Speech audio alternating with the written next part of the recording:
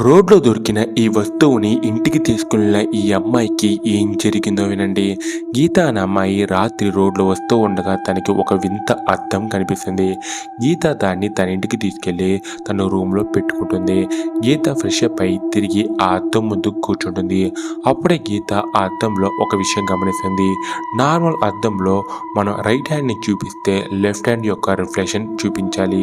కానీ గీతకి దొరికిన అద్దంలో తను రైట్ హ్యాండ్ని రేజ్ చేస్తే మిర్రర్లో కూడా రైట్ హ్యాండే రేజ్ అవుతుంది. అలాగే తను ఆ అద్దంలో 9 మంది వ్యక్తుల పేర్లు గమనిస్తుంది. గీతకి ఇదేదో వింత మిర్రర్లా ఉందని ఆలోచిస్తూ ఉంటుంది.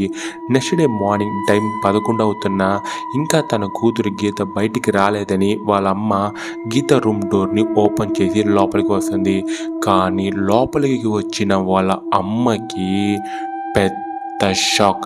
ఎందుకంటే అక్కడ గీత ఆ మిర్రర్ ముందు చనిపోయింది. ఆ అద్దంలో 10వ పేరు యాడ్ అయ్యింది. అది ఎవరి పేరో మీకు తెలిస్తే కామెంట్ చెప్పండి.